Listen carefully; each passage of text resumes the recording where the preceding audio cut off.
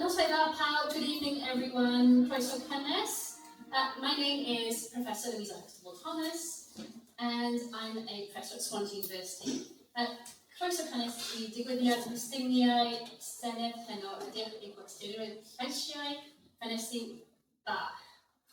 A warm welcome to tonight's Senedd election testing hosted by Small Business Voices. I'd love to proceed bilingually, but my Welsh isn't good enough, as my mother-in-law regularly tells me. But we are here to share with a diverse community, so we're going to go forward in English if that's okay. This Hustings is an opportunity for voters to hear directly from the candidates who are standing to represent in Gŵyr Abertawe. This is one of 16 new constituencies in Wales, made up of a combination of former Swansea West, Gower, a little bit of Swansea East, and parliamentary constituencies.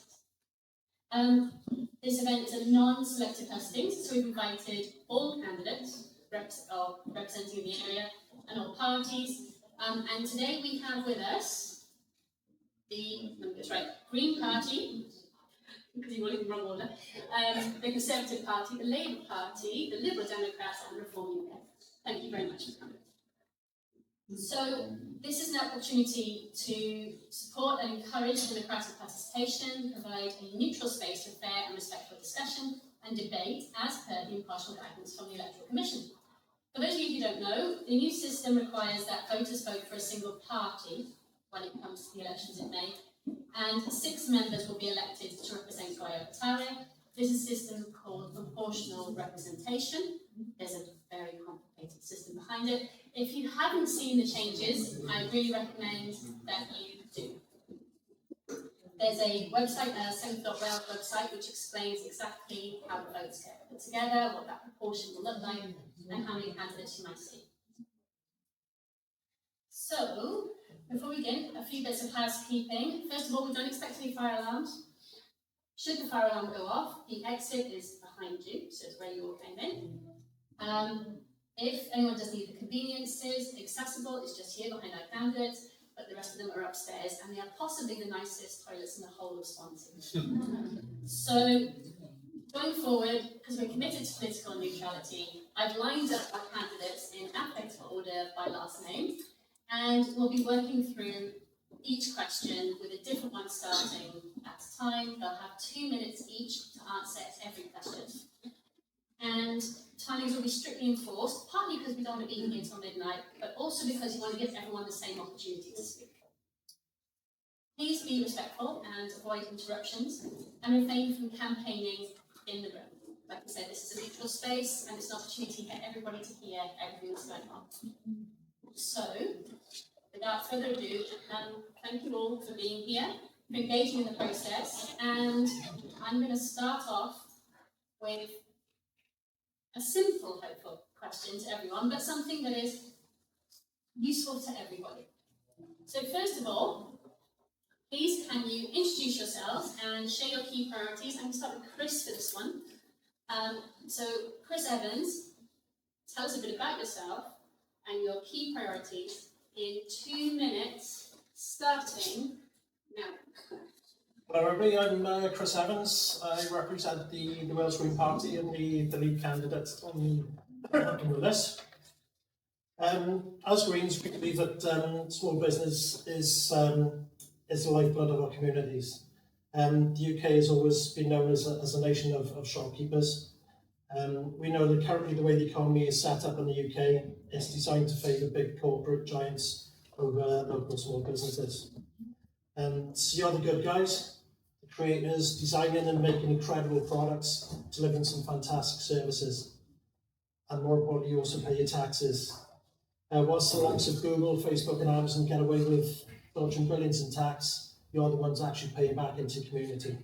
So we're absolutely looking to support you guys as much as we possibly can.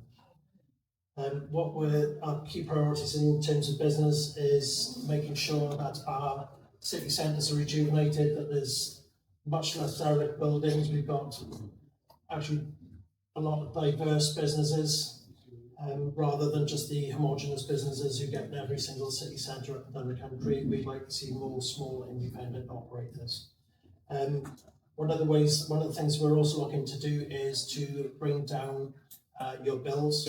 I'll probably mention this a little bit later on this evening because I'm starting to run out of time, but we do have something called a land value tax that's going to replace business rates, and that would mean that all small businesses would pay less in rates, whereas large corporations and chains would pay their fair share and would be paying more. Thank you very much. Thank you. And well timed. Yeah, 15 seconds left. Okay, so next question, Tom Giffard. Thank you very much, and good evening, everybody. My name is Tom Giffard, and I am the Welsh Conservative Party candidate at this election, and have been the Welsh Conservative Senedd member for this area for the last 5 years, alongside Mike. It's nice to see you again, Mike, after 3 weeks away from Cardiff Bay. Look, small businesses absolutely have had a really, really tough time in recent years, but as well in the last 27 years of a Labour government in Wales. And the small businesses I talk to aren't bothered about who's up and down in the polls and which party's going to win this election, but what they really want, as far as I can tell, is a party and a government that is on their side and is listening to businesses. So that's what we set out to do when we wrote our manifesto, was to speak to small businesses across Wales to find out their priorities. And some of those things have now been picked up and reflected in our manifesto. So we know one of the issues facing small businesses is they face some of the highest business rates, or the highest business rates anywhere in the United Kingdom. And that's why we've set out a costed plan as to how we'd scrap business rates completely for small businesses in Wales.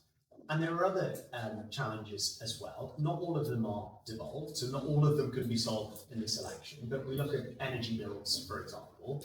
You know, the UK Conservative Party set out a plan as to how energy bills can come down by as much as a third by looking at some of the additional taxes and burdens that are put on those bills as well. Because we know if you're running an energy-intensive business, those pressures of having the highest energy bills anywhere in the world are more acute as well and make businesses difficult.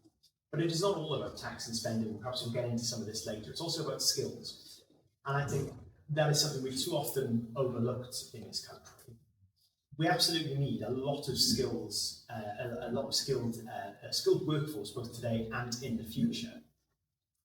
And that comes not from necessarily people pursuing university degrees, I'm sorry, I know you work at Swansea University, that potentially don't have a lot of economic value, both either to them or to the wider economy, but actually investing in apprenticeships in the future as well. So we've got that skilled workforce in the key industries that we need, both today and in the future. So there's some of the priorities for us in this election, but I'm sure we get into a lot more. Yeah. Mike Hedges was a Senedd member for Swansea East from 2011 until about a week ago. I'm very proud to represent Swansea. I was born here, I was educated here, and I really care about this city. Some of you, I hope, will know me from my support for Small Business Saturday. Also, we all need to support small businesses all year round, not just Small Business Saturday. And last week I visited and spent money in a pub, newsagent, garage and bakery, all small businesses. But most businesses start off as small businesses. Hewlett-Packard started in a single garage. Amazon started a small business in Jeff Bezos' garage selling books. Google started as a research project before becoming a small business. There's a need to get more small businesses coming out to the university in Swansea and also provide more support for entrepreneurs. While many small businesses intend to be small businesses, others want to grow and need support to grow. Small business support consists of free advice from Business Wales, a whole range of financial support, which I probably haven't got time to go into now, but probably will later on. We will talk about small business relief with properties with a right of a value up to 6,000 can receive 100% relief, with taper relief to 12,000. This year is a specific food, drink and hospitality rate relief, with eligible businesses having a 15% reduction scheme on their rates capped at 110,000. Labour is committed to a root and branch review of business rates, partnering with the FSB to place small business at the heart of policy making, including potentially of a new economic strategy, enhancing digital infrastructure to support SME productivity. And if you don't remember anything else I've said, I would urge anybody who is selling goods which are able to be exported, create a website, get money from the Welsh Government to help you create a website, because I know that the firm inclined dialogue with recently with exporting jewellery to Australia. I'm going to come to Chris Holley next. Good evening all, and welcome to this building. I didn't know existed until today. It is interesting to hear what other people say about small businesses when, in all honesty, having grown up in this city and seen the changes, not just in the city centre, because a lot of people think we've got to revitalise just the city centre. If you go to Menavrid, if you go to Gallatin, if you go to the Simon, you're going to have a look at these regional areas and see what's happened there. You know, we used to have a butcher's in every particular area. We haven't anymore. Small businesses have been effectively forced out of the market for a number of reasons. One is business rates that we've heard about. And how many times has people told you we're going to reform business rates? It is very expensive to reform business rates. And that is one of the reasons that no political party has picked it up and said, yes, we're going to do this, we're going to do that. It is incredibly expensive. The distribution formula for business rates that is very complicated. I won't go into that now, for God's sake, it'll be me up for all night. The reality is, business rates is very complicated, it's very expensive, and it doesn't do any businesses a great deal of good in the small. Mike has already told you about the business, the rates relief currently, but I think one of the other things that hasn't helped the city centre and in some of the regions is parking. And that's the one thing I have to say, that I walked around the city centre, was leading this council, and I had so much hassle of many small businesses about parking. And the other one, which I found quite funny at the time, but really, really worrying, was when I went to Swansea Market, which is the jewel in the crown in Swansea, was the fact that the stallholders told me we should be having the buses back on Oxford Street, because when people are shopping in the market, they don't like carrying all this stuff back and forth to the right. Sorry, there we are. That's okay. So Stephen. Hello, my name's Stephen Rodaway. I'm from the Reform Party. And first of all, I'd like to tell you a little bit about myself. Number one, I was in the army for 10 years, and I moved from the army, and I was actually a small business owner. So I've been in the hot seat in a small business and trying to make it work. I'm a Welshman by birth. I'm a Gŵyr Abertawe originally. My business has taken me around the world, and I've come back here in order to try and give back to the place which made me. There's a couple of things which some of the other gentlemen all spoke about. And first, I'd like to go back to business rates. Yeah, it is complex. It is only complex. And that's something which we are proposing to actually change and make a difference on, so that small businesses can keep more of the money that they're actually making. Secondly, the ecosystem around business. How do you make small businesses work? At the end of the day, in Wales, 99% of all business is small business. So business in Wales is small business. Next one, bureaucracy, tax, cutting costs. Time is money in small business. And we haven't got lots and lots of people in order to do this reams and reams of bureaucracy. We want to cut back on all those different levels, which we'll go into further. Next one again, the public sector. How is our taxes spent within the public sector? Is it actually spent on Welsh businesses? Currently, not necessarily. There's other factors which come into place. Some of the factors which don't actually favour small businesses favour large multinationals. So we want to look into that. Skills. Skills is very important. Is our educational workforce, our universities, focusing on the skills which are needed in order to power these businesses, our businesses in Wales? And again, when we're doing all this, and this is why I'm here tonight, we do want to take a consultative approach. We want to talk to the various sectors. We want to talk to the various small businesses and find out actually what works for them. Feed that back. Thank you very much. Thank you. And that now, Steve. Hi there. Apologies for being late. I'm John Davies, born and bred in Swansea, probably less than a mile and a half away from here. I was one of the ones who escaped Swansea in the mid-1980s from the Thatcher era that just about destroyed Wales in terms of employment, communities, society. I've spent my entire working life after leaving. I was lucky to go to university, which is why I was able to escape off to London to work.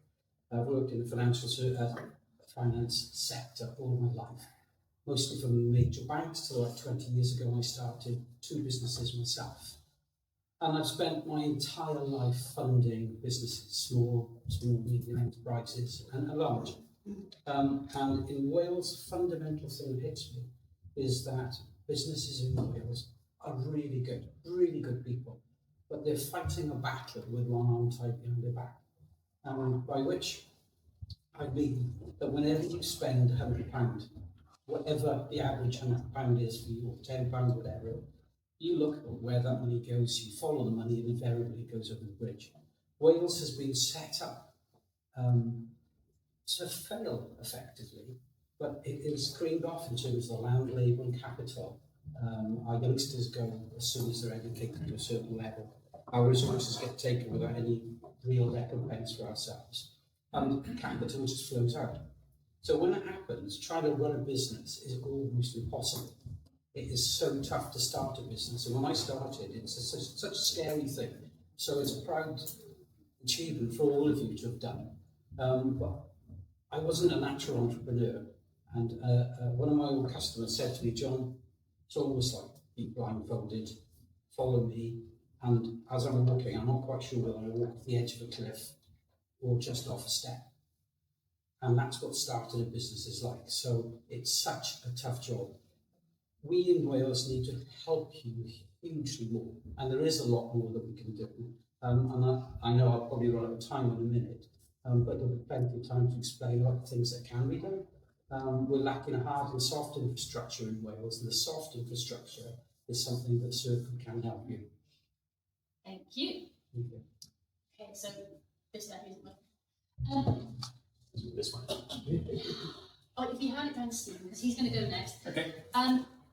Small businesses make up over 99% of enterprises in Wales, as we all know, and they employ the majority of the private sector workforce. Now that's small and medium-sized enterprise, and it's about 60% of all employed.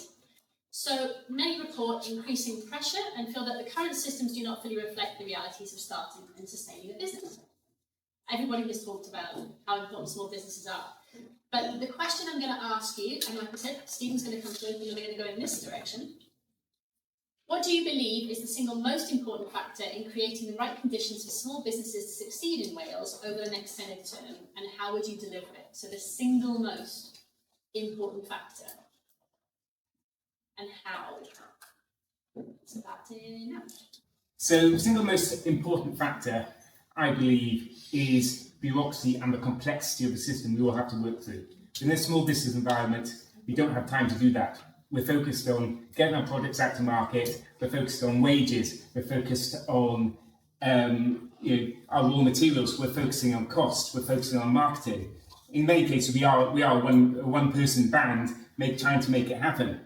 So complexity, how do we cut the complexity? We're linking with that, how do we cut the bureaucracy? And then within Reform UK, we want to look into all the systems which support the various businesses, which allow businesses to be successful, in order to cut those, make sure that it's much simpler to do business. Our actual ambition is to make sure that Wales is the best and the easiest place to do business in the UK. There are a whole load of other problems and issues. We could go on to tax. Again, it was said earlier that business rates are complex. Yes, overly complex.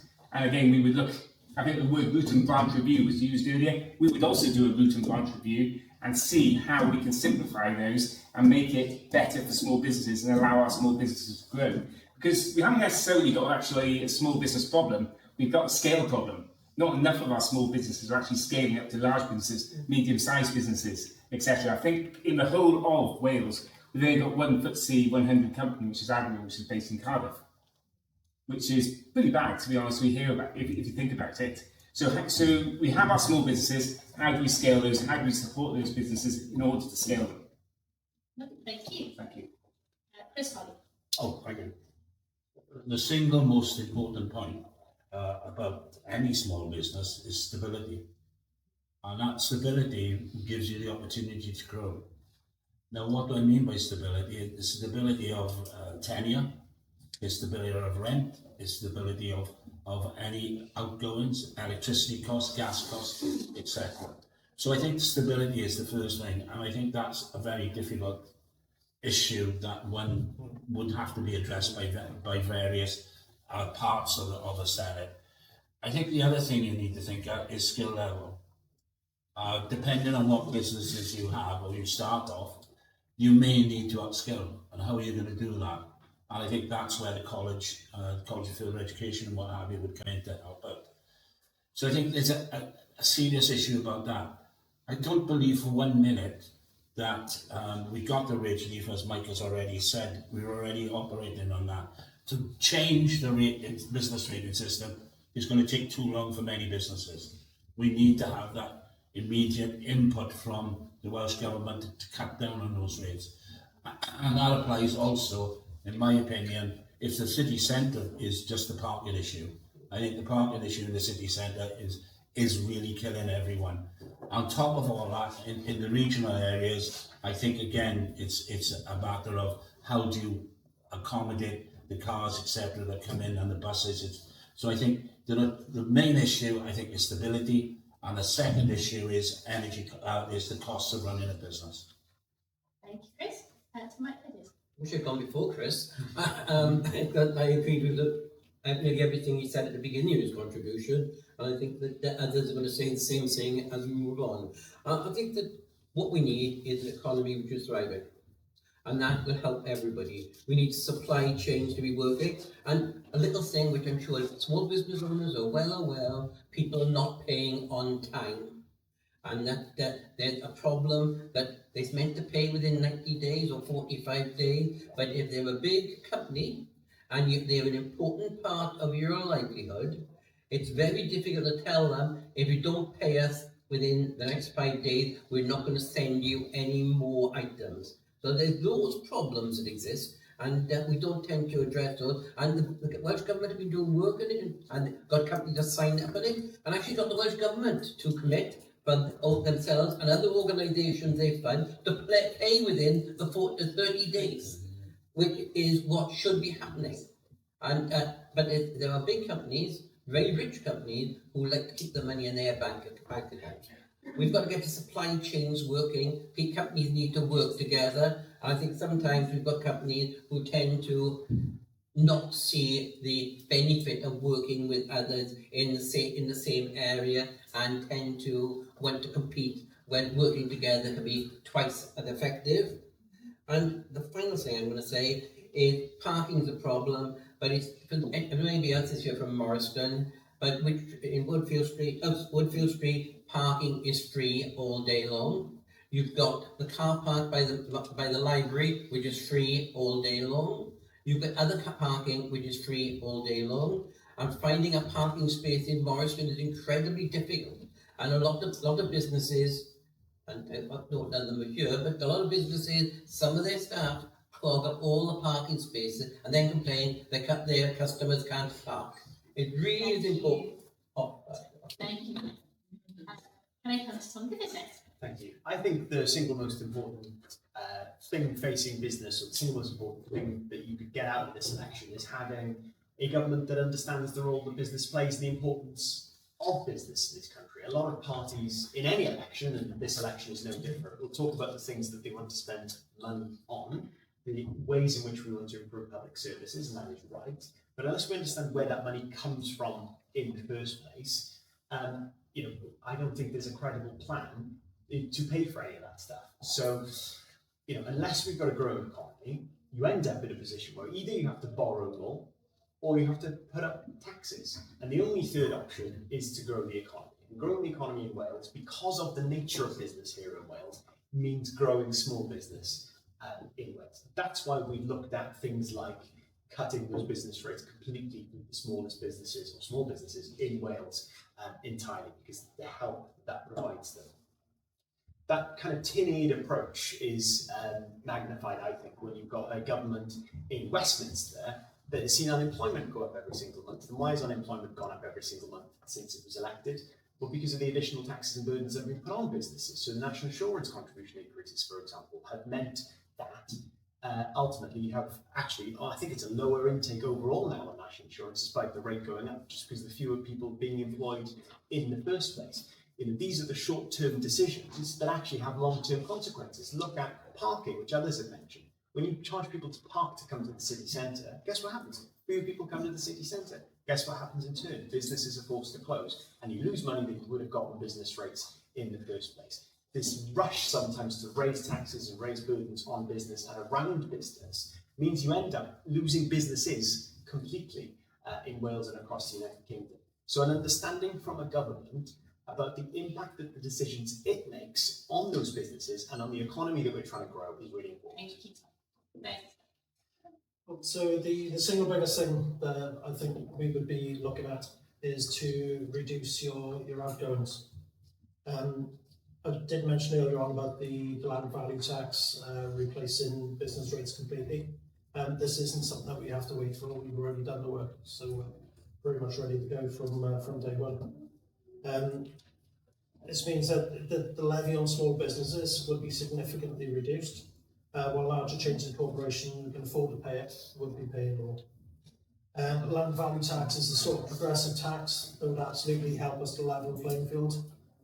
So things would be fairer for small businesses. If there's any farmers in the room, I don't think there is, but it wouldn't. Farmers wouldn't be included in the land value tax because that just absolutely wouldn't work. Another of the big outgoings at the moment, we're currently going through yet another energy shock through what I like to call Trumpflation.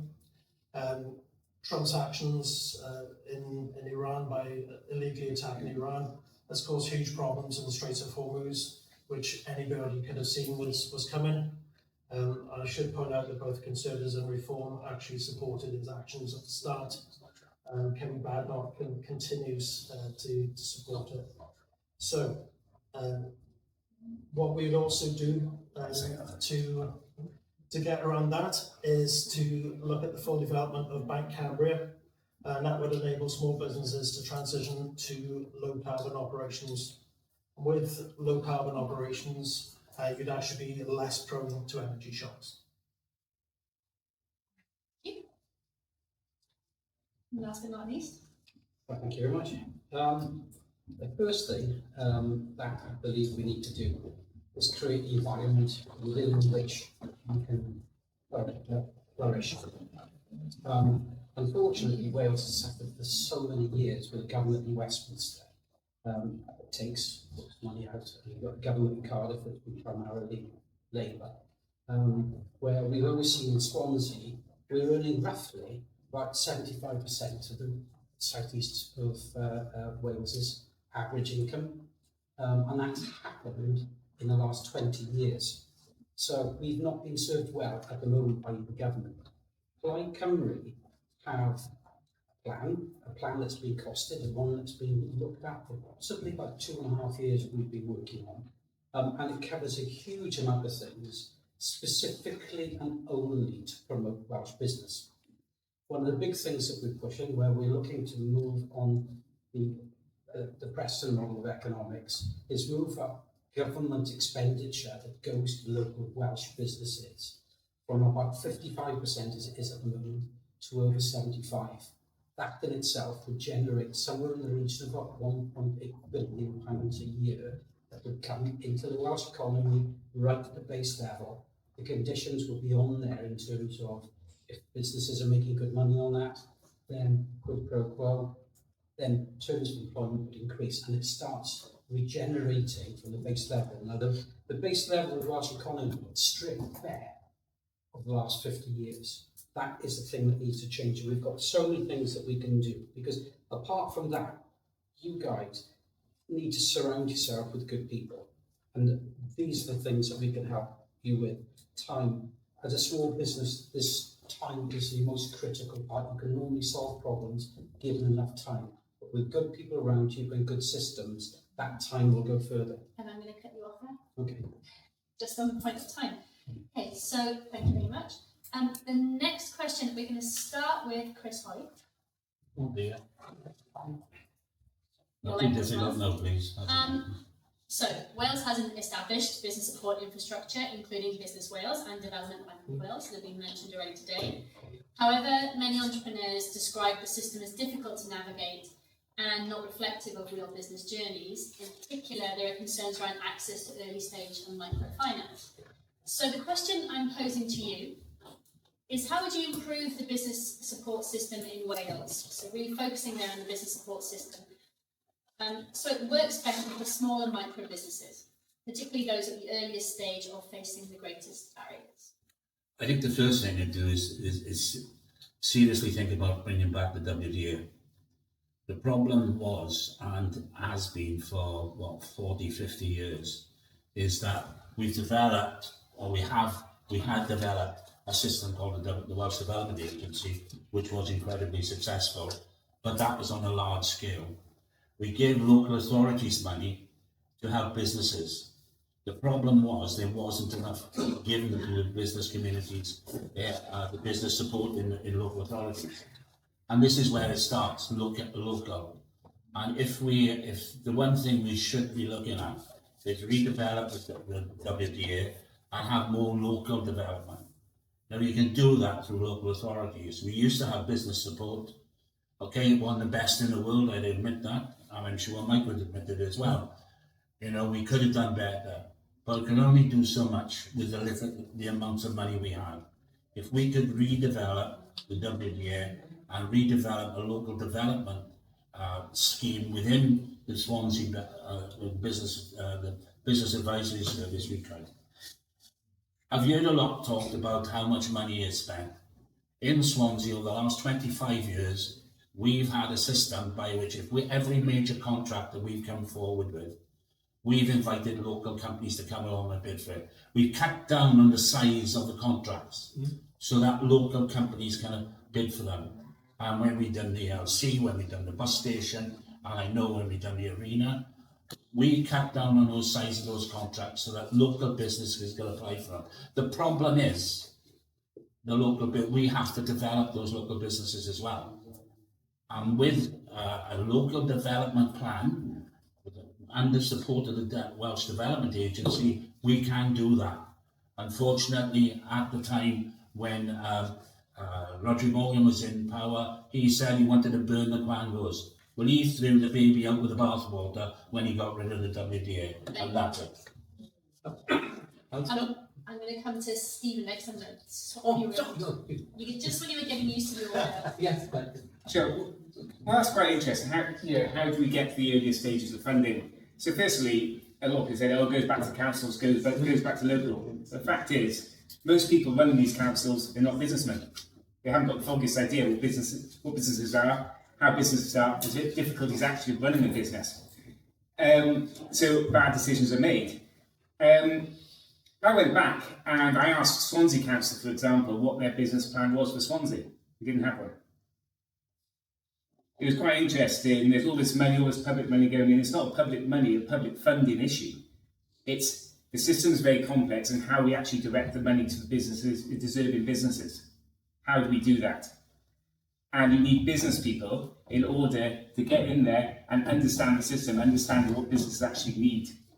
So funding is not necessarily a problem, it's how we actually spend the money. We want to simplify the system, we want to make it less complex, and for small businesses especially, don't have to have this Byzantine system which they have to go through in order to actually get hold of the money and then make it work for actual businesses. Going back to the question about Welsh businesses itself, again, we would look to, number one, take away a lot of, whether it's the social level of the businesses and going, is this a Welsh business? If it's not a Welsh business, it's an English business, for example, coming in, why is there a Welsh business that could do that job? Obviously, there's a cost of business factor there, but we'd always look to do business with Welsh businesses first. Thank you. You next. Thank you very much. Every good business needs direction, but needs support. It's almost impossible for somebody to do it all on their own. You need a good accountant, you need a good solicitor, you need good staff around. And in Wales, I think most businesses I've been working with start off on that basis and they succeed. But everybody will need some outside help. Banks are disappearing. As it happened, I'm in the industry of making up for that gap. And that's exactly what I do for a living. I have done so for the last 20 years. There are particular areas with new businesses that the government can help in massively. There's UK government growth guarantee schemes that ironically have been introduced into Wales by companies from England, because the companies in Wales haven't been allowed to have them to work with them. So it makes a very, very, very chaotic system. What Plaid Cymru would do is look to take all the routes of avenues of money coming into Wales, whether it be loan, grant, or what have you, and come under one cap. And therefore, we can direct it properly. And it isn't going to be on a bid basis, where somebody who's more able in terms of writing a bid is going to get it, somebody who actually needs it, and it would be far better suited with. Now, in order to do that, I think it was Chris who was on about creating a new agency. Well, we've got a new national development agency that we're planning to do exactly what Holley was suggesting. That's already been allocated. It's in our costings and it's in our manifesto. We're also looking to completely revamp the Development Bank of Wales, because at the moment it's taking on normal commercial funding, which can be done by people from outside, organisations from outside. What we really need is the Development Bank of Wales to do what they should be doing, is look at businesses like yourselves and lend patiently to allow enough time for businesses to succeed. And that's what we're doing. Thank you very much. Chris, you So I think it's key that we actually talk to entrepreneurs, actually listen to you and work with you, particularly sort of micro and small businesses. We need to be asking what we can do for you, what support we can provide, and then we have a better idea. So rather than imposing solutions from the top down, we're working with you to get solutions from the bottom up. We do have plans in the manifesto for community development hubs in a local area, and that's to help people establish and then scale up business. But we're also looking to do things like simplifying processes. We do need sort of experts to come in and help. It does need to be on a local level, but we also need to provide that sort of online support as well. Thank you very much. Look, go back to the question, which is about, how can we offer that targeted support to small businesses to be able to grow in Wales? And what I find is the organisations that are set up by Welsh Government are the ones that run most effectively, are the ones run by experts and people that have worked in that industry. And I've talked to business owners and with differing reports about Visit Wales, some complimentary, some perhaps not, likewise with the Development Bank of Wales. But where those organisations work really successfully, they are industry-led. And I regret, I don't know how many of you saw the television debates with the party leaders last night, Reform saying that they would bring 200 of these organisations into the direct control of the Welsh Government is completely the wrong approach, in my view. If you take Visit Wales as an example, I don't know if any of you work in or around the tourism industry.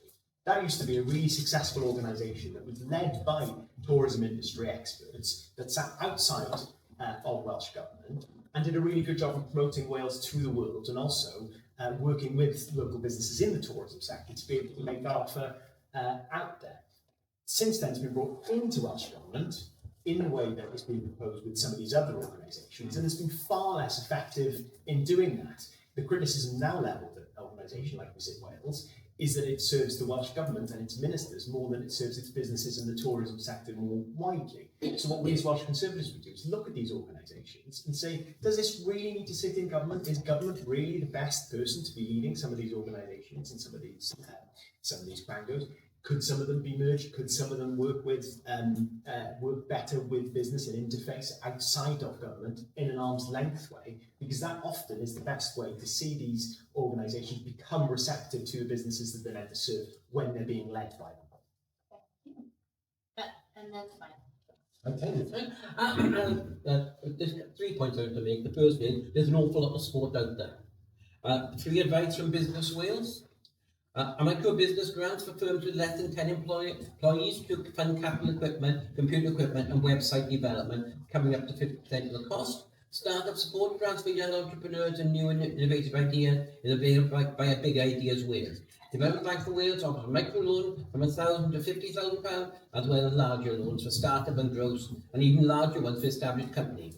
Investment Fund for Wales provides a small loan of up to 100,000, debt finance 100,000 to £2 million, and equity investment up to £5 million.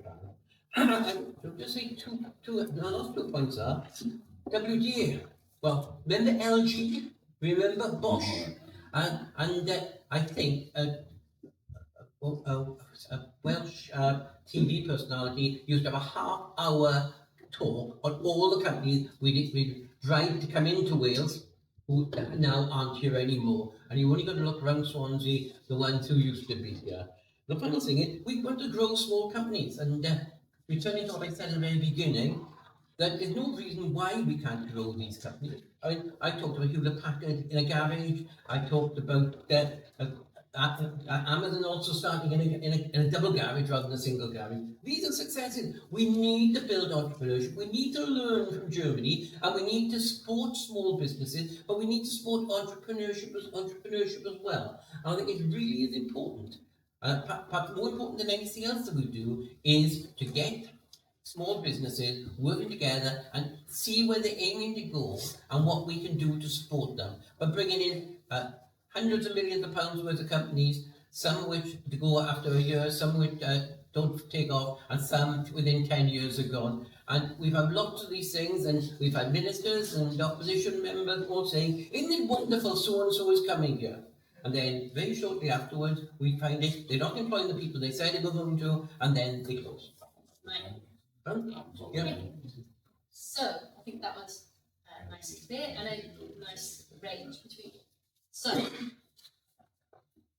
the next question really relates to strong local economies and how they depend on really reliable infrastructure, whether that's transport, digital connectivity, accessibility of town centres, and we've talked about car parking already.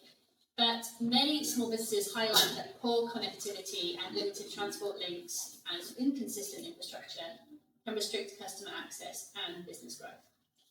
So the question we're posing is, what are your priorities for improving infrastructure to better support small businesses? And I'm going to start with John. Thank you.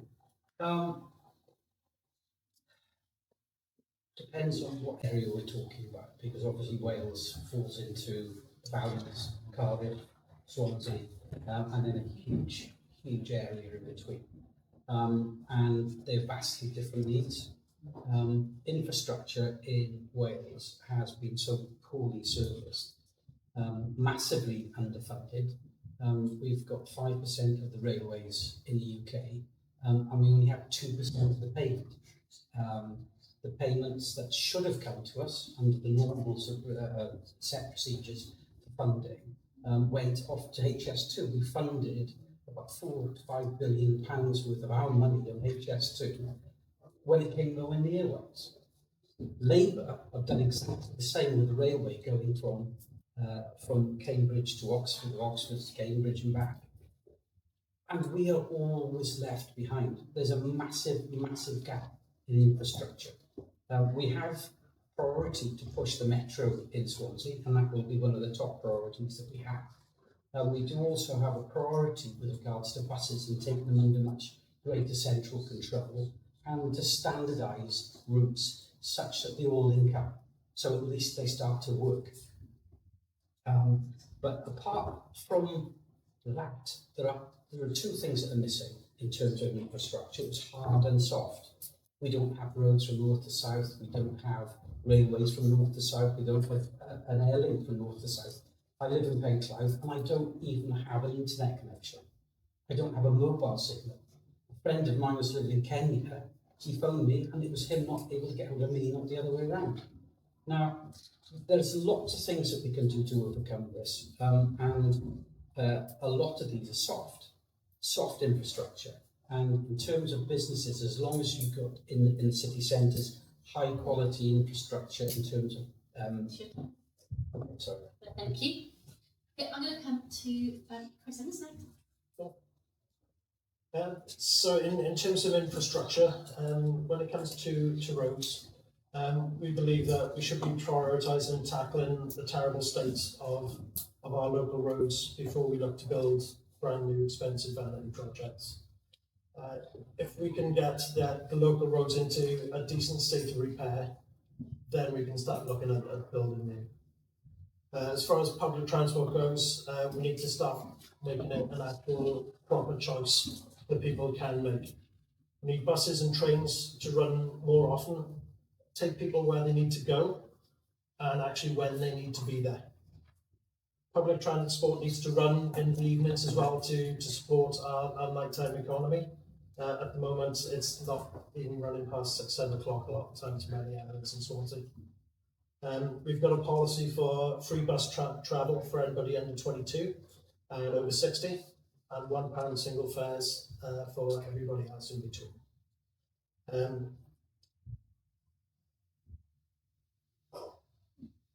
We'd also continue with the South Wales Metro plans, as well as fighting for fairer funding for Wales, hoping to lobby Westminster Government to put an end to England and Wales projects that don't see an inch of track laid in Wales.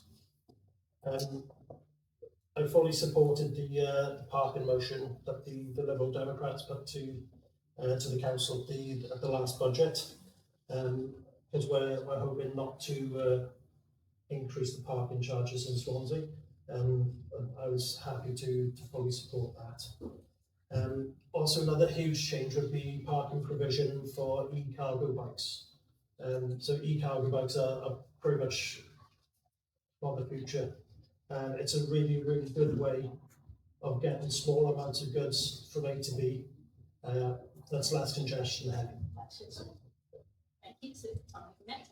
Thank you. Look, the elephant in the room when it comes to infrastructure in Wales is our road network, and in particular, I think about 90%, I think it is, of journeys each day happen by road, and most of those that happen beyond those local routes happen on the M4.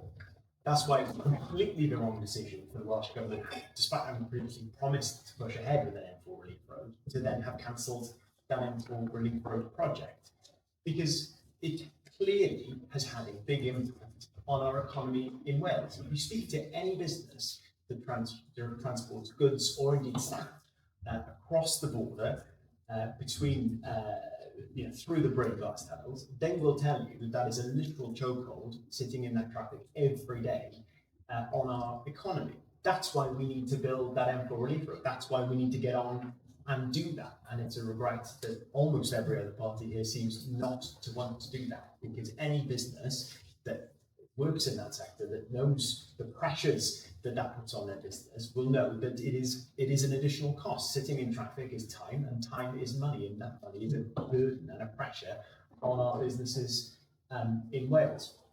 That is the biggest thing we can do in terms of infrastructure, in terms of transport. We've also talked about connectivity more broadly, and it's important that we use that connectivity across the United Kingdom as well. And I really regret the parties that want to pull Wales out of the United Kingdom, like Plaid and because the most immediate market on our doorstep is England, right?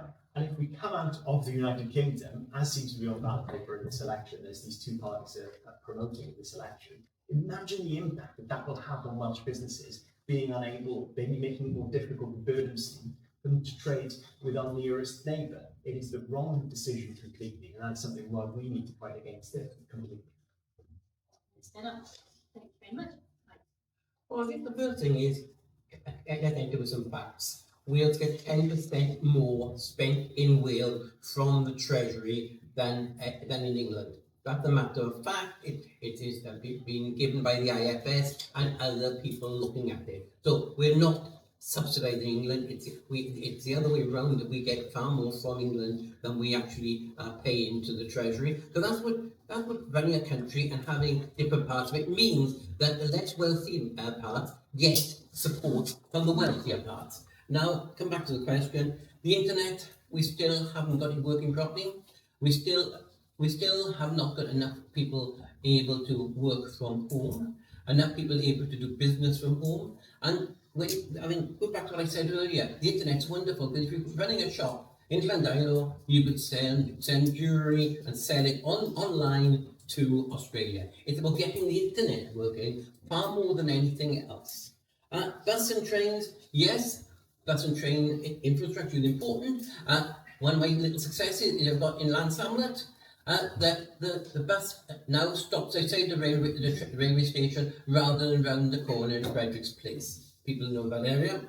We're going to have a new station opened in Lando, which I've been asking for at least 10 years, which will have a huge effect on Swansea, if only on match day. And we've got a new station in Cockett. We need some of these stations, but we need to have a bus infrastructure as well. I mean, I'm glad people are speaking in favour of the metro system. So I've made a fuss about the metro system for a long time, and it's important that that metro system works. But everybody talks about the problem on the M4 around Newport. But anybody who travelled up to Cardiff will know the problem on the M4 between Llangabelch and Margam. And it once took me an hour to travel from my office in Morriston, in Pleasantry, to Baglan and back again. And Chris Holley. Where do you start about the infrastructure? The roads are not very good. The railway structure is appalling. But that's, historically that last 40, 50 years. The roads, let's be blunt about it, the condition of the roads are so poor, mainly because we don't resurface them, we just patch them up. And it's the weather and everybody else talks about that, the broadband, etc. It's appalling. But that's that's down to private companies putting it out. Also, we're going to have Wi-Fi broadband in rural areas, or you're going to have loads and loads of pylons. The couple of things that nobody else has talked about are, we have 4 docks in South Wales. We have Milford Haven, we have Swansea, we have Nathan Talbot is the breakwater, we have Cardiff and we have Newport. Let's be blunt about it, we're on the western seaboard of this country and our docks are the least used. You've got Liverpool, far more used, and the reason being the interconnectivity. And not about train, it's about rail.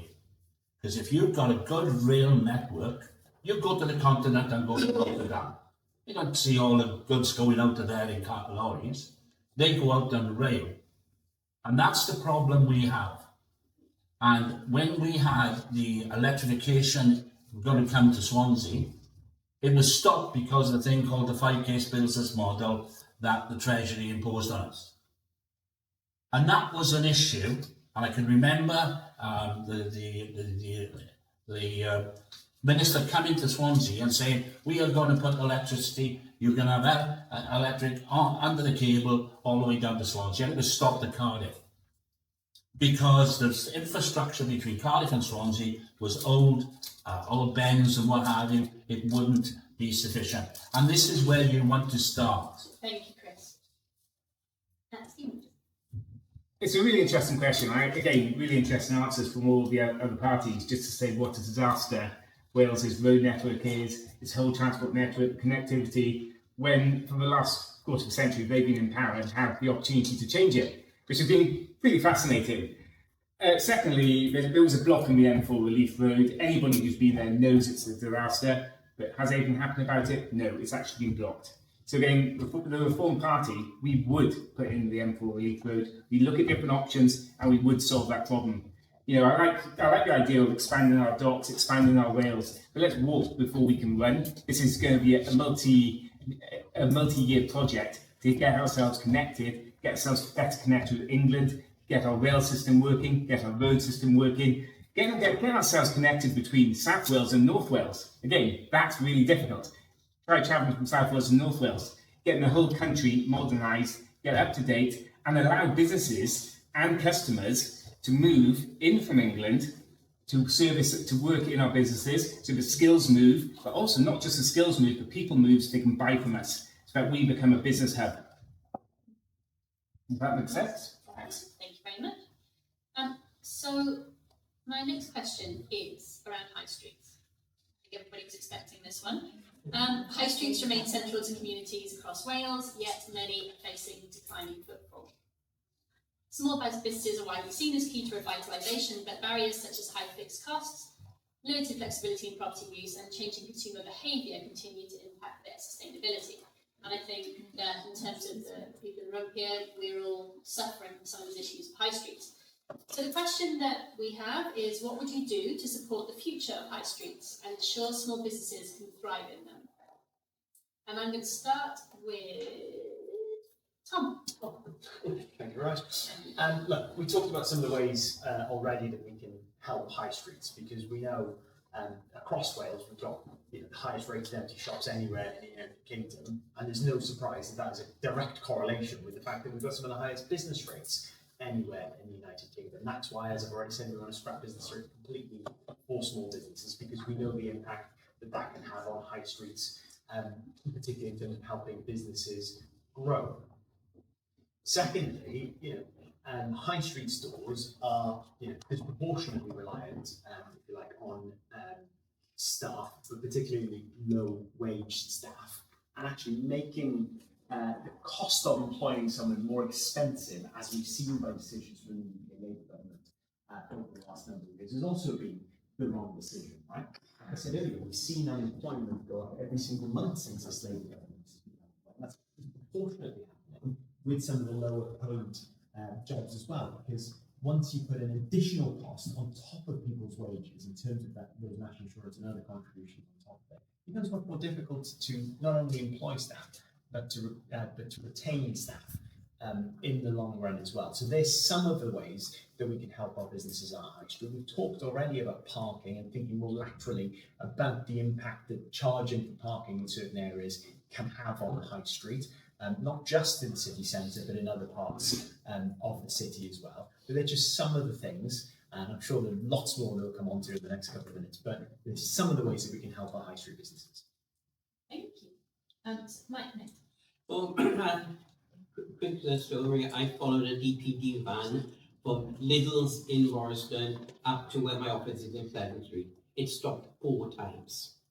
If you want to know where the problem is for people who are trying to sell goods in the city centre, then online Amazon and DPD and the other online retailers are hurting, and they're hurting everywhere. And it's not the out of town shopping centres, but the out of town shopping centres are also hurting. It's the sheer cost of travelling in, not necessarily parking. I mean, I'll just give a couple of examples on Woodfield Street, which my office is just down the road from, and I live very near to. I mean, Woodfield Street, it has changed. It's changed dramatically. I know anybody else in this room knows Woodfield Street in Morriston, but it's changed dramatically. We've lost a lot of major companies. We lost Wilco's, which was an anchor store. We lost Woolworths, which was an anchor store. We lost these. And it's how the high street has changed. In Woodfield Street it's changed. More coffee shops. And I never thought that many coffee shops and small cafes could survive in such a small area, but they are, and they're thriving. And the pubs are taking the hit from it. That's a different problem, not one we need to discuss at this moment. But the importance of making sure that you get your high street providing what people want, not what we want them to provide. We had this discussion a year ago, and it said there's one large multiple retailer left in Swansea. If we have this conversation in a month's time, there's no large multiple retailer left in Swansea. But it's not Swansea, is it? I mean, Marks and Spencer's are going, and they're in some other areas. But what's happened to the others? Debenhams are closed everywhere. Thank you, Nick.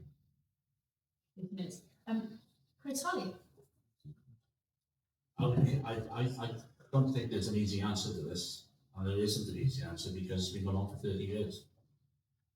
Many of you are a lot younger than me, so you wouldn't remember getting off the bus in the station, outside a railway station, and walking down High Street, and then loads of shops there, and McPherson's and loads of different shops.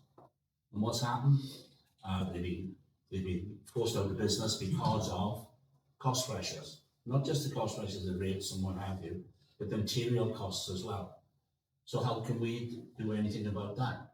It's going to be very, very difficult. It's changing people's habits and what have you. Having loads of coffee shops and what have you, it isn't the answer. You know, if you go to smaller places outside, if you go to Newcastle and places where you see very distinctive designer shops for, especially for weddings and that type of thing. But they are the only business in that area, so they attract business from other parts of Wales. Now, the only way we could do that is to have a specialist area, like similar to what you have in Shambles and in York and in other cities, where you have, say, like this area is going to be for, I don't know, sewing or knitting or something of that nature, then a food area and what have you. Now, if you do that, if you look at that experiment, if you look at having street markets as well, you're asking the people who've got shops on that premises to come out on a particular Saturday, Sunday, whatever, and to improve and ask people to come along and draw people in, because it's footfall. Everybody wants to see the high street have more footfall. And to do that, you've got to give something for that. Now, you as small businesses can't afford that. But as local authorities, we need to seriously think about how we add value for people to come along and shop in our high streets. But it's also improving the take in the high street as well. Thank you. Right. To begin with, this will tell you something we wouldn't do, and we certainly wouldn't put a tourism tax. So we wouldn't penalise people who wanted to come to Wales and spend money in our small businesses. So that's number one. Number two, it is a cost issue. It's a footfall issue, yes, but it's also a cost issue. It's an issue when you've got a retail premises, you can't afford to keep open because tax is too high. You can't expand because tax is too high. So we would be looking at business rates. We would look to make the costs of doing business cheaper. Then there's energy. Again, we haven't really gone into this too much, but energy costs are too high. So again, within our remit as the Welsh Government, we try to bring those energy costs lower and look at, okay, how do we make this, one, reliable energy costs, and two, cheaper so that small businesses can thrive. You don't have competitive industry, you don't have competitive energy. That's just the way it goes. Number three, we talked a little bit about transport. Again, lots of other parties seem to want to restrict transport into our areas. Again, if you restrict transport, you restrict footfall. So you've got a problem. So you've got a problem. So again, lots of good conversations are happening, but then there seems to be a lot of barriers and a lot of restrictions being put in place by the government, and we want to clear those out. We want to make sure that these small businesses can actually get more footfall, get more people through the door, make more sales, and take more of the profit home. Thank you. I agree largely with what Chris Holley from the Liberals had mentioned, because fundamentally Wales is poor. There's no getting away from the fact. Britain is poor. It's one of the poorest countries per capita in Northern Europe. When you look at Ireland, back in 1980, for every pound we earned here, they would earn 90 pence. Now it's over £4.70. And you think that's really odd, but it's true. And then you look at every other country, whether it's Iceland, Sweden, Finland, Denmark, Norway, they're all earning considerably more. I even think that the Faroe Islands has a bigger GDP per capita income per person than Wales does. Now, there's something fundamentally wrong. It's either we're not clever or we're lazy. I honestly don't think it's either, unless you can tell me otherwise. And if that's the case, and there is something fundamentally wrong, we need to change it. And this is the fundamental point of what we're doing in Plaid Cymru. Because, as Chris said, this isn't going to happen overnight. We've had decades of this leading to this point. Decades. And it's leading to poverty on an extent that is horrific. We're going around knocking on doors at the moment, and it's worse than I've ever known it. Honestly, it's worse than I've ever known it. But from running a business, there's still a lot of hope. And in Swansea, one thing what we really need to do, I believe, is to use social media, use the internet, start spreading out, Councils need to take responsibility, and the Welsh Government needs to take responsibility about creating communities within Swansea. So if we're converting houses or buildings, flats, from empty buildings here, we have people living here like they live in cities and communities in the continent. So there's a lot that can be done, a huge amount, but don't underestimate the problem that exists, which needs changing now. Thank you, John. Chris.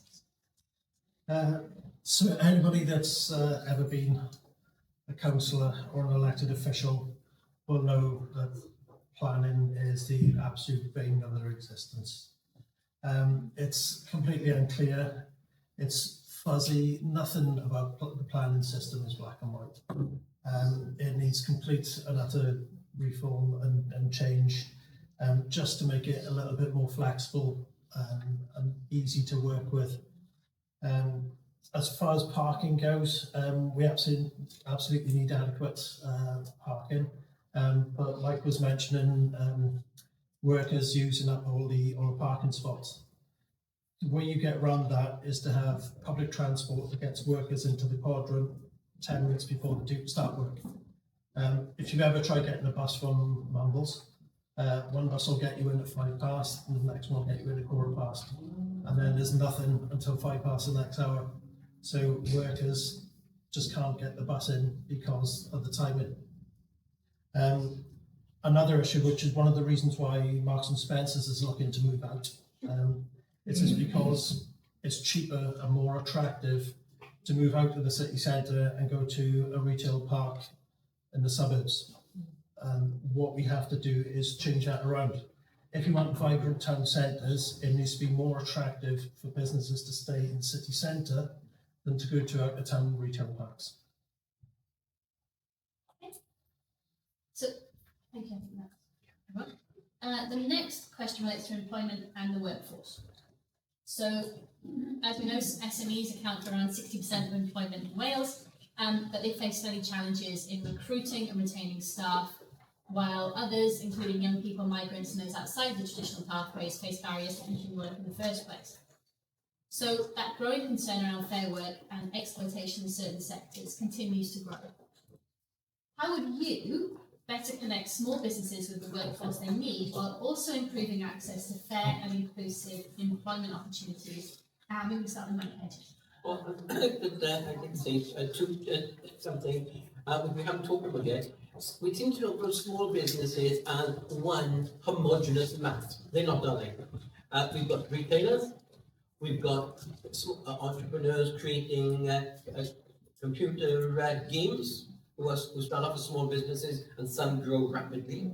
And then you've got small businesses, which most of us come across, are builders who are there and that they work on our houses, or when they get slightly bigger, they become still a small and medium-sized enterprise, but they become a builder, and the small businesses or small and medium. The FSB's local chair was from Hydro, which is a housing development in Bonamine. So you need to look at all those as different. And what the problems that exist for some of those, like computer companies, etc., is poaching. They bring people in, university graduates in, they train them, they get them working on high level and high quality software, and then they get approached by a bigger firm who offer them more money, and it does tend to cause that. I'm not saying there's an easy answer to this, but that is where one of the problems are. And there's not easy answers to any of this. Well, we wouldn't be sitting here now discussing it, and those who tell you an easy answer don't understand the question. But we wouldn't be discussing it now, if that was the case. Finding people to work in shops, that is, I would say, certainly in areas, in out-of-town areas, is not difficult. In the town, it's a cost coming in, either by and actually getting in. So there are lots of different problems, and we could spend a very long time talking about the different sectors. But the one that I would finish on is construction, where we have not got enough qualified construction workers, and that goes back to the day when the construction boards were disbanded. Thank you. So Chris Holley next. I wish I had a good answer for this, but I haven't. Because it's like that, you know, fresh water for the rest of the world. How do you deal with this problem? I'm not quite sure. The thing is, a lot of these jobs are okay. A lot of them are not very secure, and those add to the problems. The reality of life is that we would like to have to have the big factories that we had before that would employ people and they'd have a secure future. But that isn't the case. Small businesses can come and go, and people that work for them don't feel secure, and that's part of the issue. Now, how do we deal with that? And I think one of the only thing we can do is really to have some sort of guarantee. And that guarantee is like the redundancy guarantee that the government runs. And if we haven't got anything like that, I think that's when we can still have the problem with retention and security. It's easy to give glib answers about this, but I'll be perfectly honest with you, I haven't got a really cogent argument to say, well, this is how you would do it. I think there's a number of steps that you'd have to do, because we've all seen what's happened with retail in the city centre and in other parts of Wales. The business model that Marks and Spencer's, for example, are having now is that they want 300 parking spaces outside their front door, like they've got in Park Trostra, like they've got in other areas. That's why they're moving out the city centre. And the problem is they have got secure employment and they've got a retention system. Small businesses we need to find a way of giving that to small businesses as well. Thank you. Good point to start on. Stephen. So, as was said earlier, there are many different sectors to businesses. It's not just the high street. High street's important, but there's many different sectors. Business rates is part of it. Is how, again, it goes back to how do you encourage that one person banned in order to employ two persons, two people to employ three, etc. And you can use business rates to go, actually, I've got a bit more money, I can spend a bit more, I can expand. So you can use your tax system, you can use business rates in order to encourage expansion.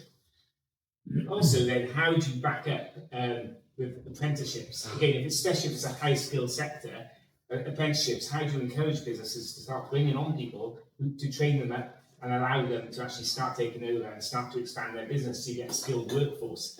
You can line up the educational sectors. If we have a large project like the M4 Relief Road, how do we line up the educational sectors in order to provide the skills which are needed? If we have a large project where we want to provide more houses, how do we supply more builders? So you line up the educational sector to supply more builders, so we have a skill set in order to do that. And another part of this is, again, consulting with the actual businesses themselves. What do they need? What don't they have? So you open up that dialogue with the businesses and say, look, we haven't got this. This is our challenge. How do we move forward from here? So what we want to do for the workforce, so there's a skills challenge and there's an opportunities challenge. And we want to solve those both. The skills challenge, you line up the apprenticeships, you line up the education sectors, you get the skilled workforce, and then at the same time, there's an opportunities challenge because you have to get the businesses to say, I can expand. I've got the freedom of manoeuvre within my sector now. I've got a bit more money. I can afford to expand. I'm not constantly under pressure, just trying to pay the bills, trying to pay my tax, trying to pay my rent. That's the challenge for all the small businesses. And again, you align that then with your transport infrastructure improvements, and you're getting more people in. You suddenly have a thriving economy rather than one which is, quite frankly, after so many years and all the problems we seem to be having, isn't thriving. Thank you. Thank you. Thank you. I'd agree that there's a big range of businesses, small business type of businesses that are in very, very, very different needs.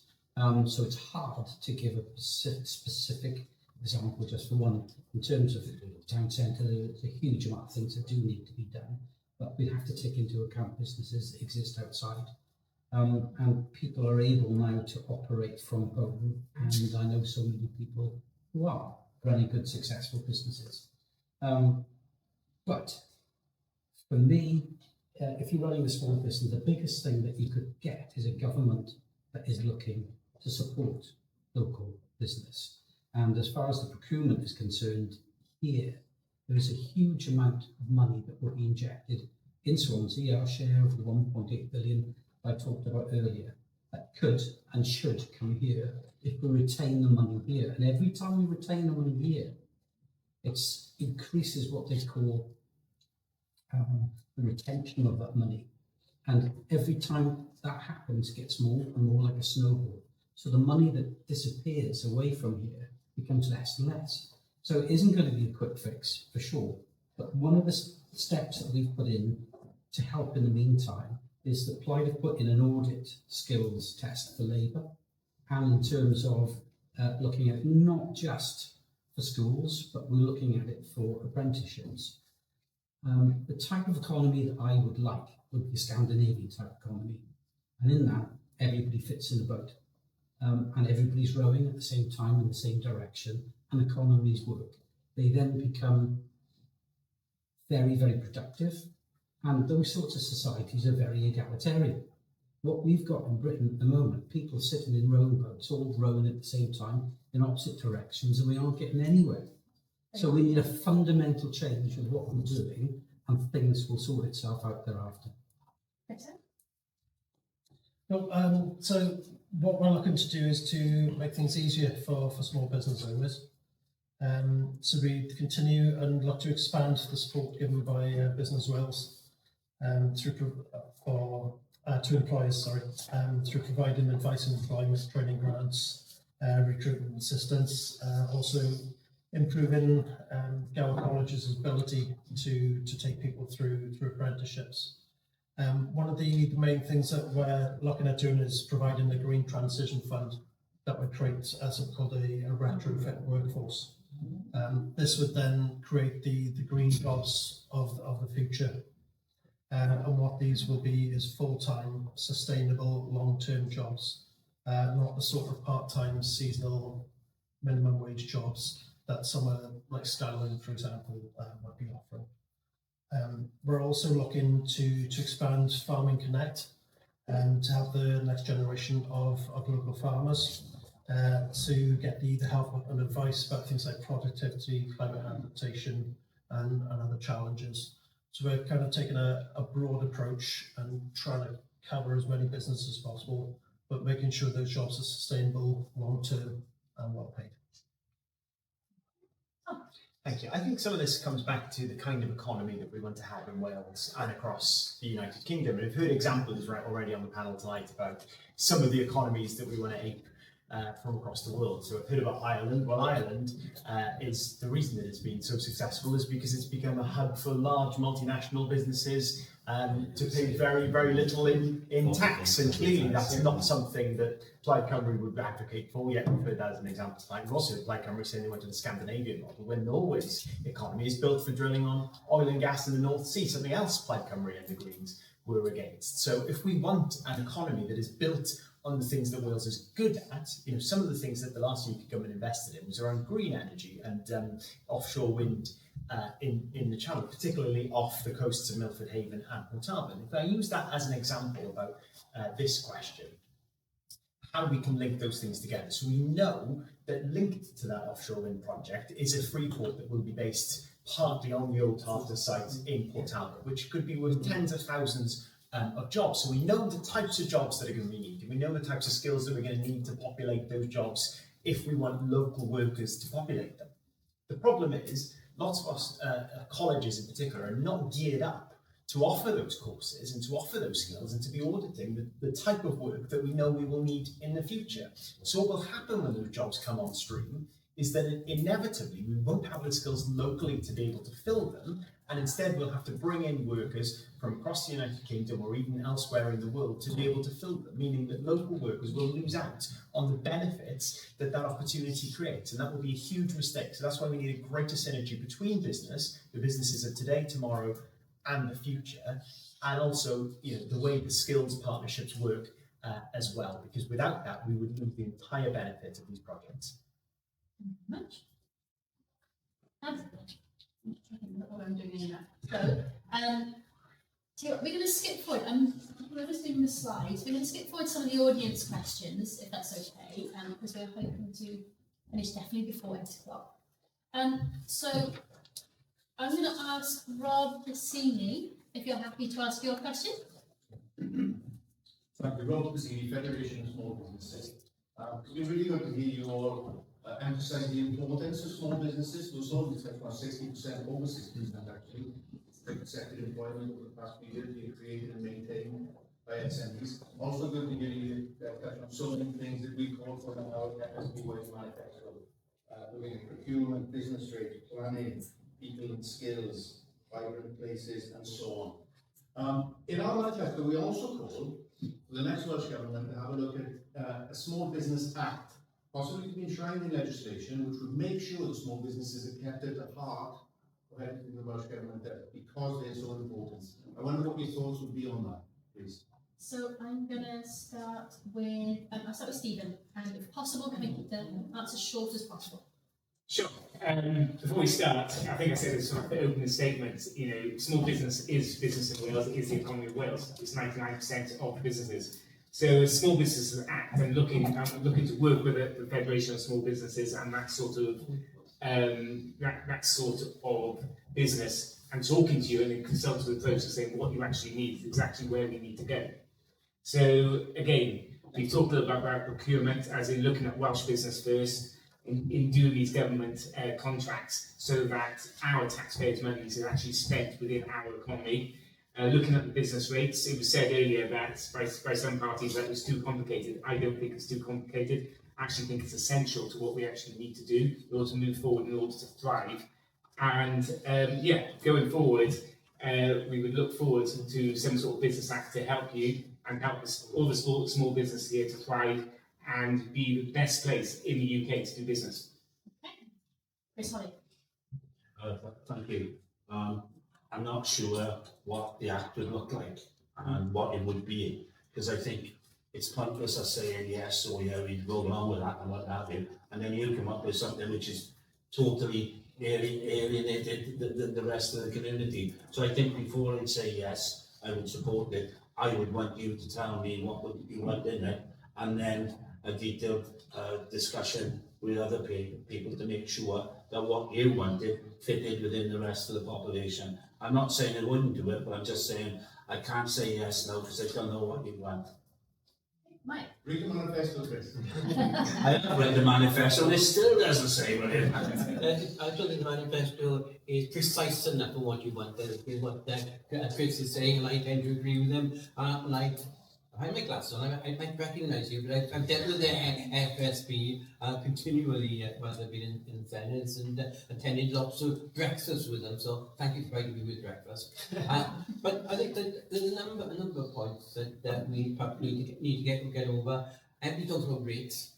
I know about music venues, and yes, they don't like their rates, but when their rent goes up by 30% in a year and then goes 30% in the next year, it's rent and rates need to be looked at together, not just rates. If you did away with rates, what I'll do is give landlords more money. I think that is something we need to, now is not time to do it, we need to discuss. And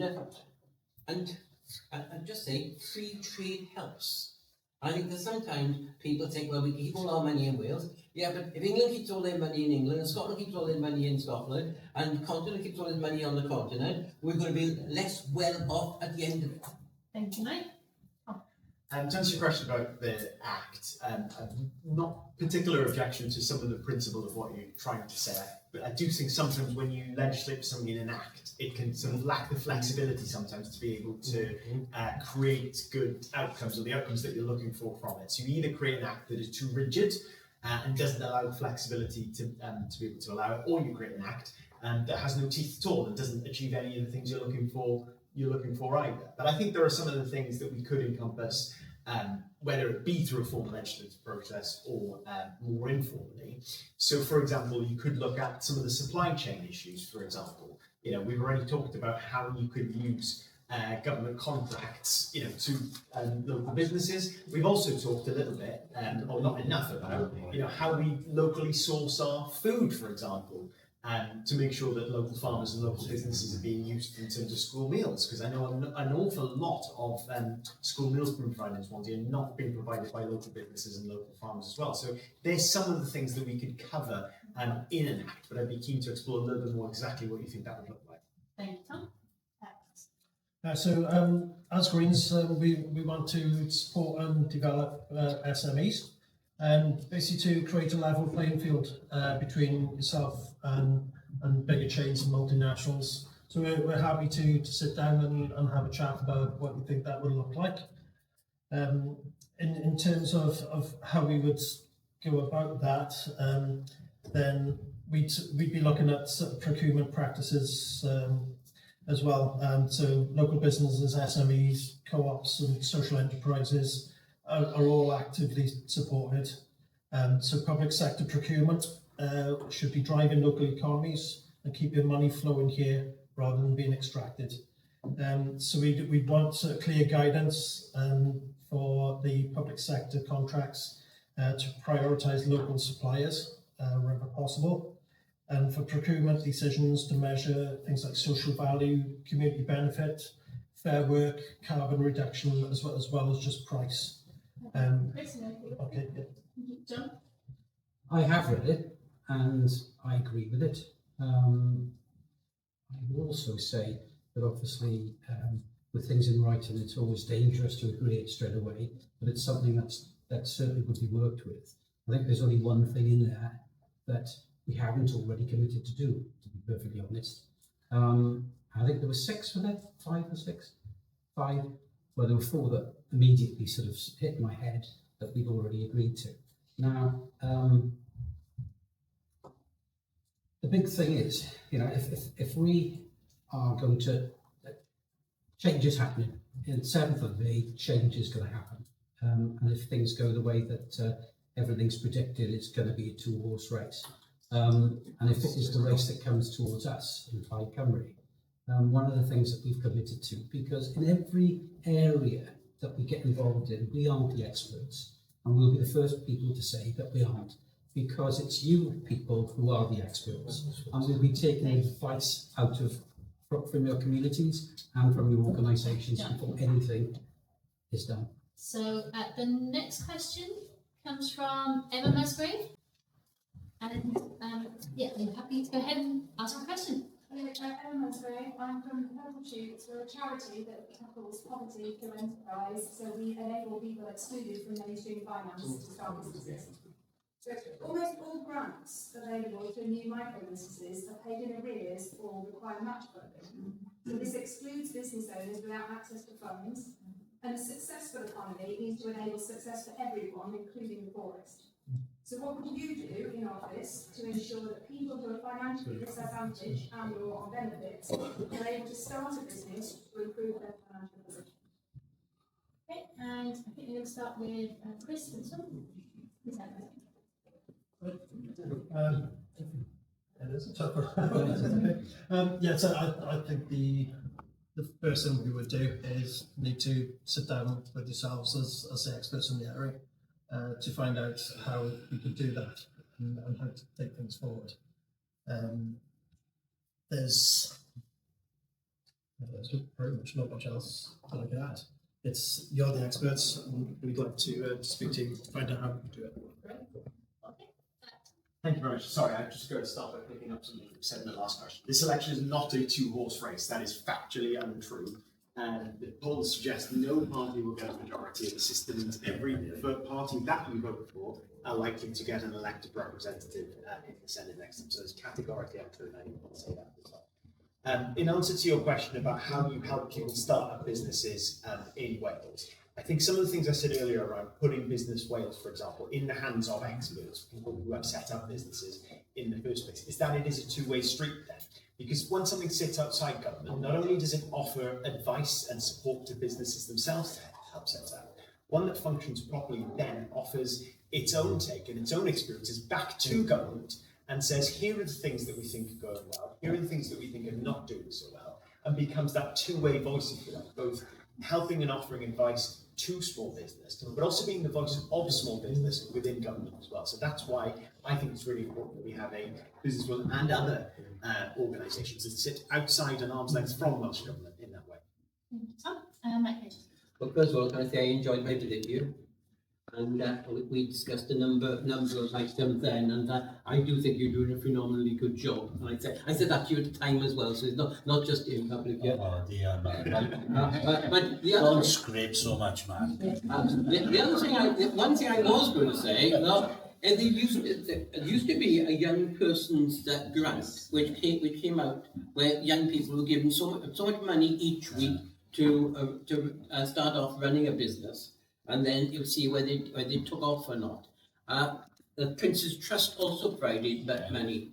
I assume the Prince's Trust still provides money to young people for starting off in businesses. I think that there are others as well, and some of the banks and other organisations do as well. So I think that I'm going to give you no more of an answer than I've given so far, but it's something that it's worth discussing on what is actually available. Okay, Chris Holley. Thank you. I don't really know how to answer this question without being a little bit controversial. The thing is, what would you're asking someone on benefit to actually go along and start a business up, and how they get that funding?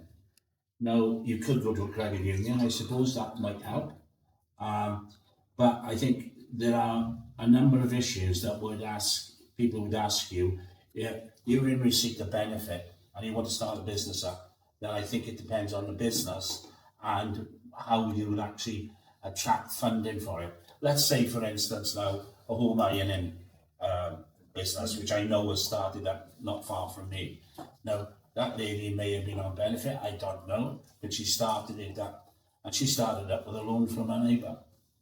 So I can understand what you're saying, but I think it really, really depends on what sort of benefit somebody's on and what sort of business they want to start up. As Mike has already said, there are a number of start-up organisations that might come forward and help you.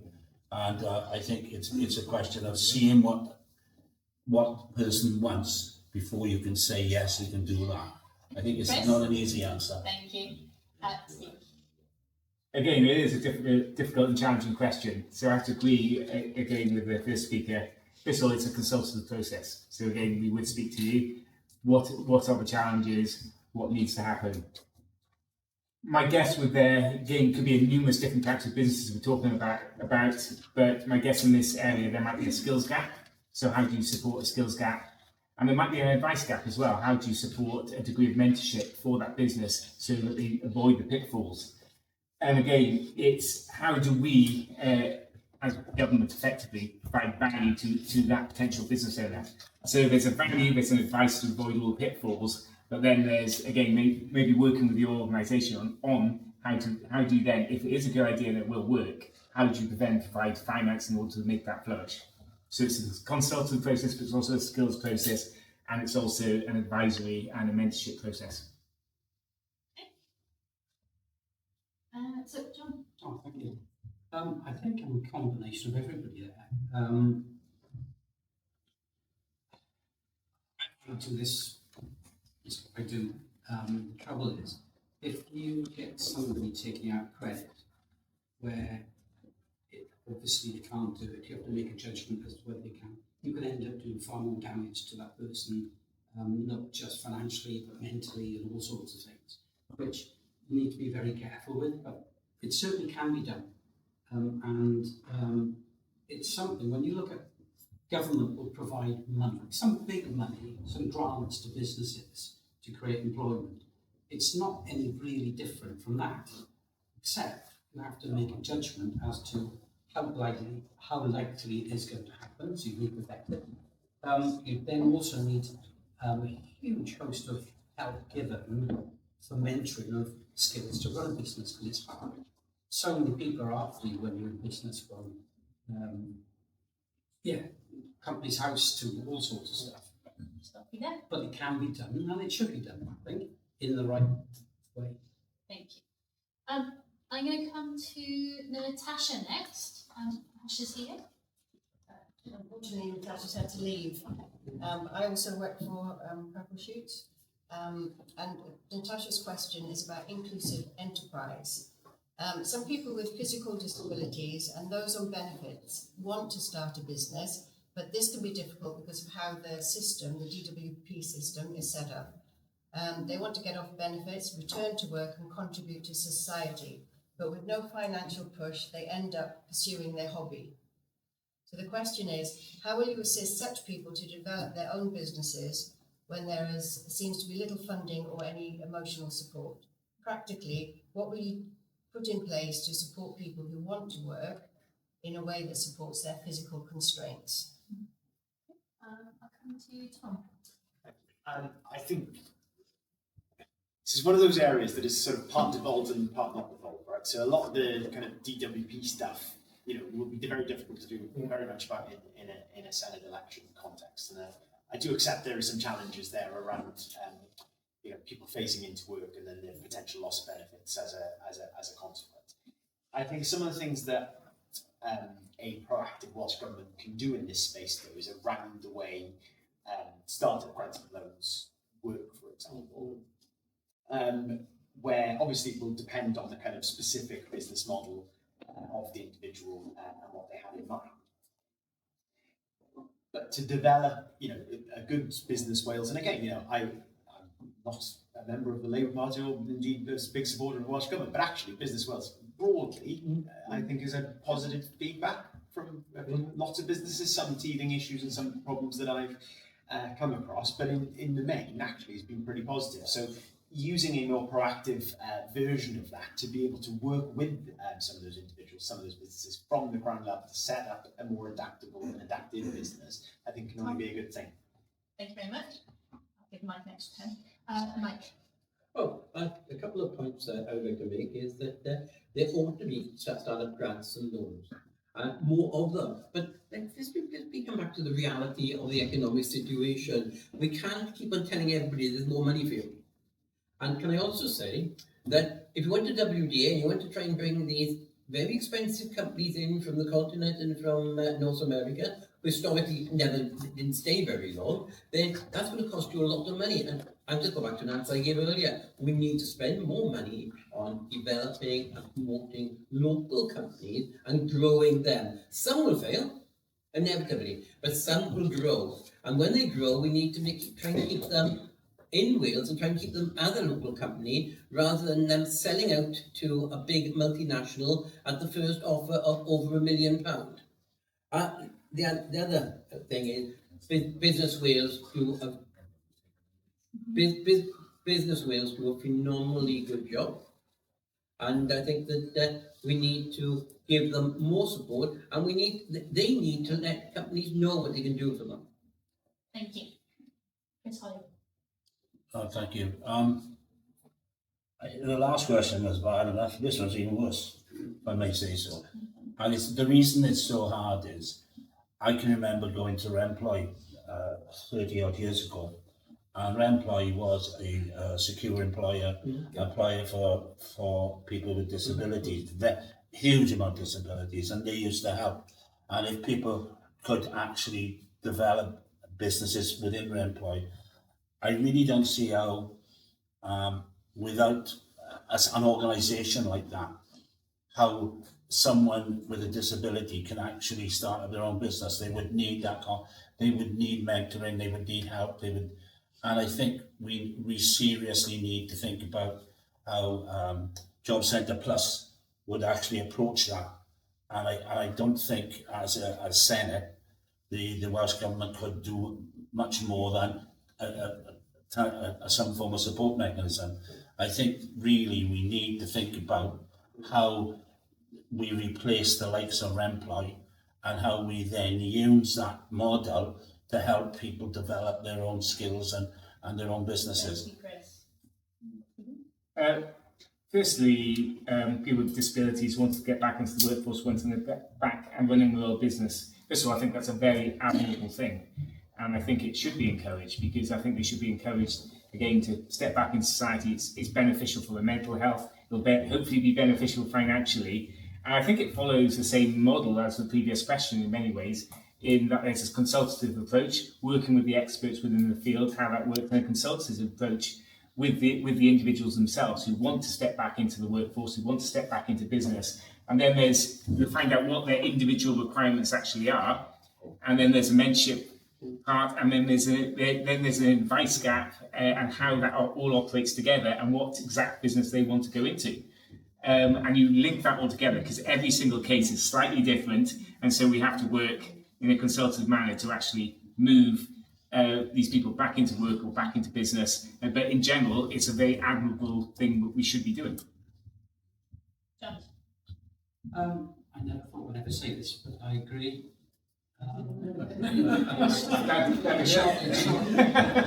With all those. It does depend on everything, on every individual circumstance. And there may be situations where if somebody is disabled, there's no reason at all why they cannot create something incredible. There's no reason whatsoever if it's in their ability to do so.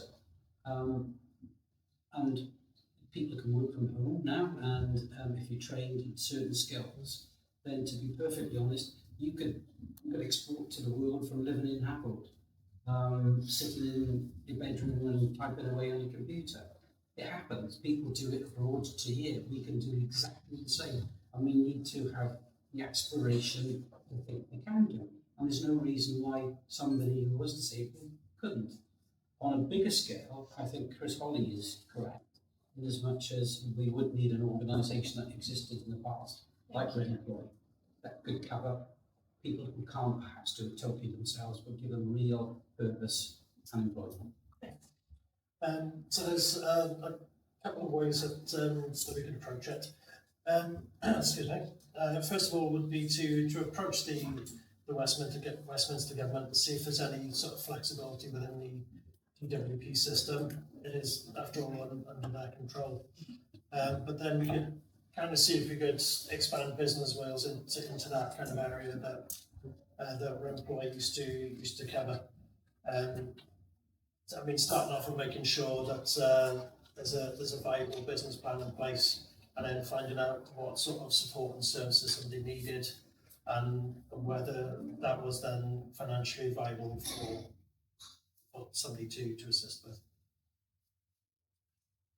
And so, looking at the time, I think we do have other audience questions, but you know what? I'm gonna ask the team here at the CAE to send them through to all of you. Yeah.